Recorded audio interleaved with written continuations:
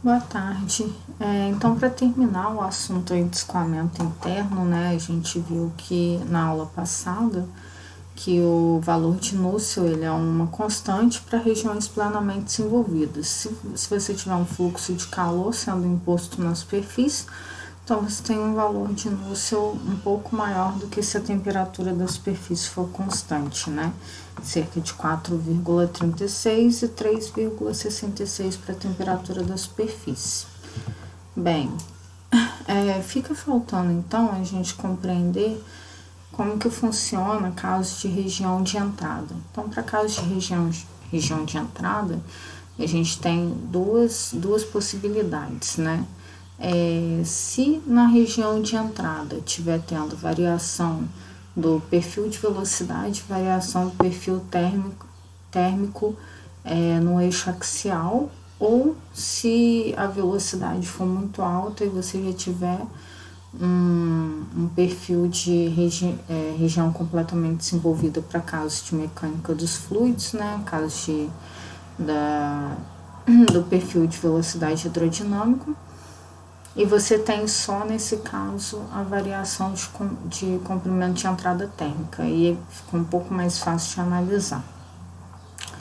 Bem, de qualquer forma, a compreensão do estudo, né, se você tem análise térmica e de velocidade, que é chamado de comprimento de entrada combinado, ou se você tem só análise de comprimento de entrada térmica, você encontra algumas correlações aí na literatura que foram feitas principalmente em termos de experimental, e aí uma das mais famosas aqui no caso é a correlação proposta por Case, onde você pode estimar o cálculo de Nusselt médio em função do diâmetro, do comprimento Reynolds e Prandtl.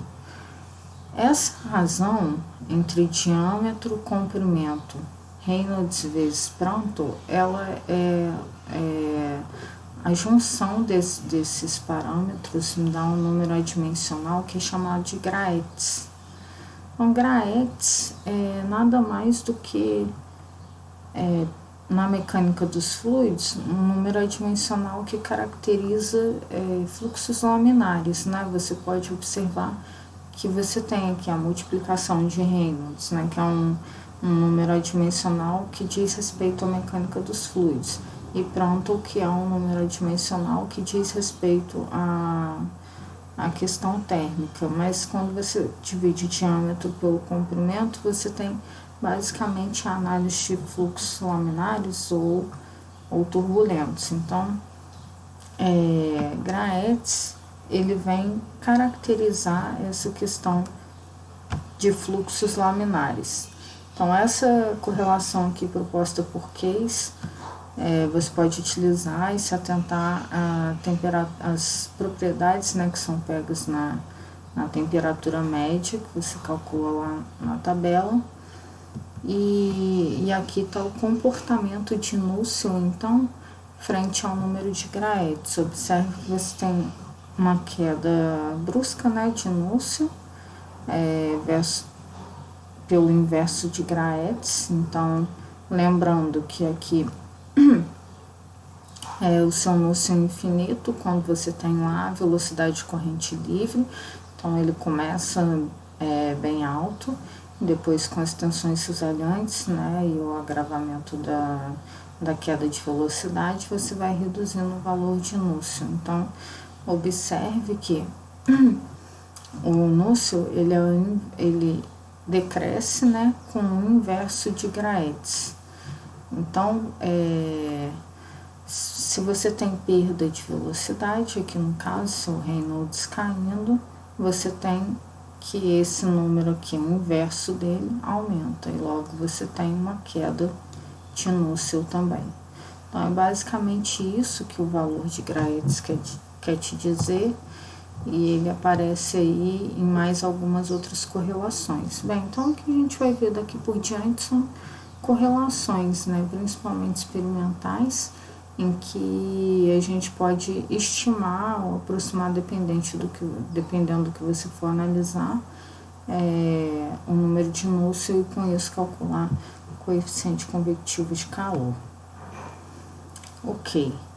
Então, para a região de entrada, você tem também, né, questões de comprimento de entrada combinada. Você pode utilizar essa correlação de Sieder. Também aqui você pode substituir pelo número de Graetz, Reynolds, pronto sobre L sobre D, e se atentar às correlações, né? Quando as suas correlações, aqui no caso, todas são estimadas na temperatura média, exceto quando você tem propriedades em que aparecem assim, subíndice S. Então, significa que você tem que pegar na temperatura da superfície, ok? Ok. Aí, então, fica faltando a gente analisar casos de escoamento turbulento, né, que são os casos mais complexos para serem analisados.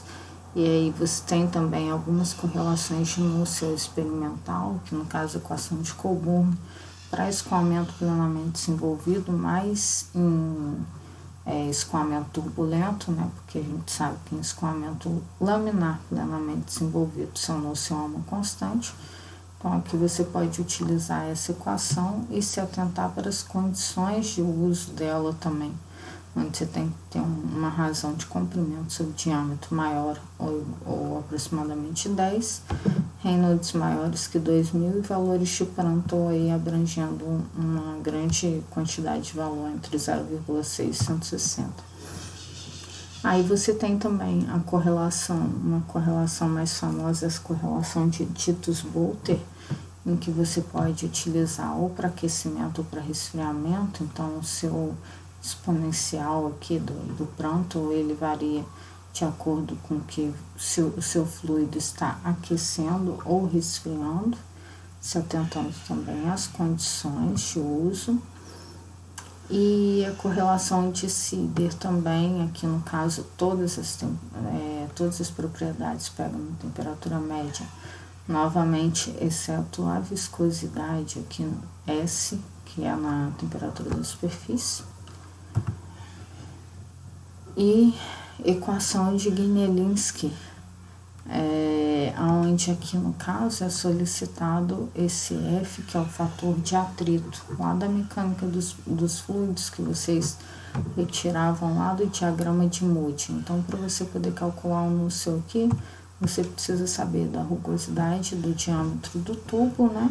E aí você pega a rugosidade sobre o diâmetro aqui, bate com o valor de Reynolds que você vai calcular e acha o fator de atrito. Volta na equação, calcula Reynolds, ok? Ainda se tratando de escoamento turbulento para tubos circulares, você tem a equação de Skupinski, mas para metais líquidos, aqui onde esse número também, o número adimensional, é o produto de Reynolds por Prandtl, chamado de número de Peclet, e a equação de Seban e Szymanski. Então você tem que obedecer essas condições aí estabelecidas para cada equação e ver quais que se destinam melhor, né? Que no caso é mais utilizado para metais líquidos, então são um pouco utilizados esses tipos de correlação.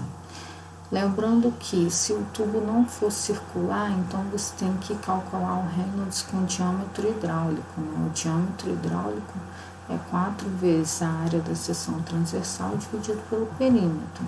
Então aqui nessa tabela você já tem alguns tipos de tubulação aqui, onde te mostra o número de núcleo aqui de acordo com o diâmetro hidráulico.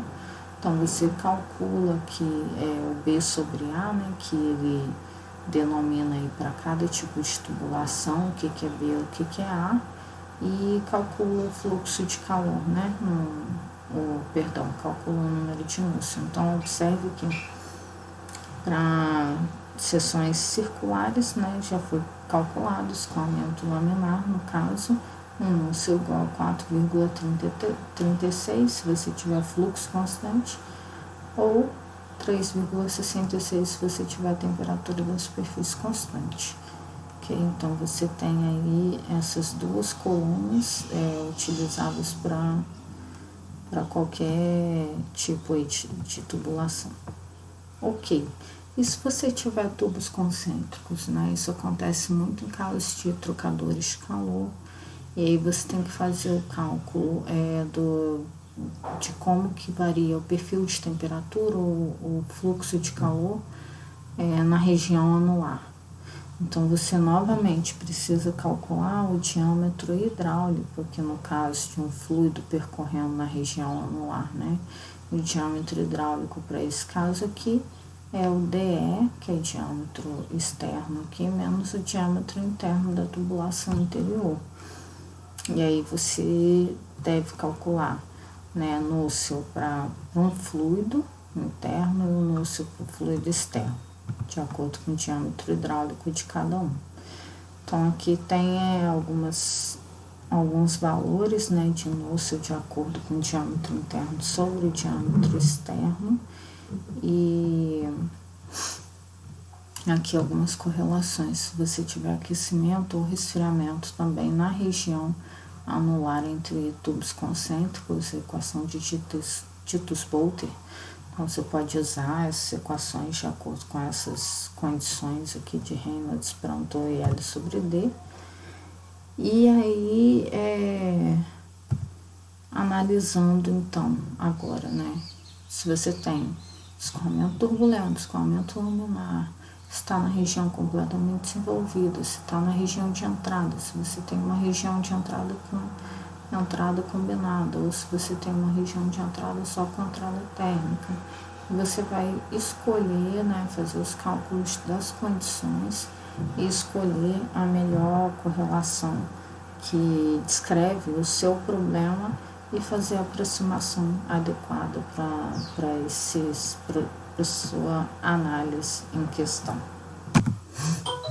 Então, só para poder analisar aqui esse exercício, né, um exemplo prático, só para poder colocar em uso o que a gente tem visto aí de escoamento interno, capítulo 8 do Encrópora. Então, você tem aqui um caso específico de água escoando através de um tubo de 40 milímetros de diâmetro a uma vazão de 2 kg por segundo. E essa água deve ser aquecida de 25 a 75 graus Celsius pela manutenção da superfície do tubo a uma temperatura de 100 graus Celsius. Então, ele pergunta qual que é o comprimento do tubo necessário nessas condições. Bem, então você conhece aqui a temperatura média de entrada, a temperatura média de saída, a vazão máxima, a temperatura da superfície do tubo, que no caso aqui é constante, então você já sabe como que vai ser o perfil de temperatura de superfície aqui frente à variação de temperatura média, né? E o diâmetro do tubo. Ok. Por um balanço de energia, você sabe que o calor, né, que passa por condução na superfície do tubo é igual ao calor de convecção que passa para o fluido em regime permanente. E aí a gente viu esse balanço aqui no caso, né, o balanço de energia a temperatura constante. Depois que você pegar todas as propriedades da água na temperatura média, né, a gente chega no balanço de energia. Bem, antes disso, precisamos descobrir se é regime turbulento ou se é regime laminar, se está na região de entrada ou não. E aí a gente vai descobrir se está laminar ou turbulento pelo número de Reynolds, né? Como ele deu a vazão máxima, então vamos usar essa fórmula aqui, em que você tem em função da vazão máxima. E aí você acha um valor de Reynolds, substituindo todos os valores aqui, de 1,16. O Reynolds de transição para caso de tubulação, em geral, aproximadamente que a literatura adota é entre 2.300. Então aqui o regime é turbulento. E aí você pode escolher a sua equação, né, de acordo com as condições que você calcula. Então, se você for lá na expressão empírica aqui de Tittus-Boelter, você tem que é um caso de aquecimento, né? A equação de Tittus-Boelter, você tem um caso de aquecimento de acordo com o valor de Prandtl que você encontrou. Se ele se encaixa nessa condição, o Reynolds, o que dando maior que 10.000 e um L sobre D maior ou aproximadamente a 10, então eu estou escolhendo essa equação aqui, mas estou admitindo que o meu comprimento sobre o diâmetro dado é maior que 10. Depois disso, eu tenho que voltar, né, assim que eu encontrar o valor do meu comprimento, retornar no L sobre D e verificar se realmente é possível. Bem, ok, então, utilizando essa equação, você consegue calcular o valor de H, né, substituindo no seu é igual a H vezes D sobre K, substituindo por essa equação de Nusselt 0,023 vezes Reynolds elevado a 4/500, Prandtl elevado a 0,4, você encontra o valor do coeficiente convectivo de transferência de calor, aproximadamente 7.000 watts por metro quadrado Kelvin. Bem, aí você retorna no seu balanço de energia, né? Você sabe que o calor de convecção é igual ao calor de condução passado na tubulação, na parede da tubulação, que passa no filme do fluido, né, ao redor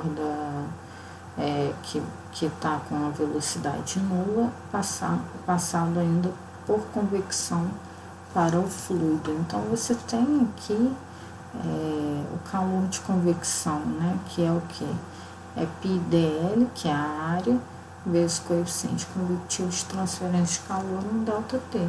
E aí aqui já substituindo por aqueles valores que a gente calculou, né, que eu demonstrei no balanço de energia anteriormente, e já passando para a escala logarítmica, aqui você tem aquela equação exponencial, né, onde calor de convecção é igual a exponencial de menos o perímetro vezes L. Então, essa fórmula sai de lá. Eu apenas tirei o exponencial e já passei para o Ln aqui. E aí você consegue estimar o valor do seu comprimento do tubo, aproximadamente 11 metros. Ok? Então, tentem fazer esses cálculos depois na calculadora, ver se vocês conseguem bater tudo direitinho, pegar os valores das propriedades na tabela, né? Tabela A4 do Encrópera, se eu não me engano. E aí vocês tentem resolver tudo e a gente corrige então na próxima aula.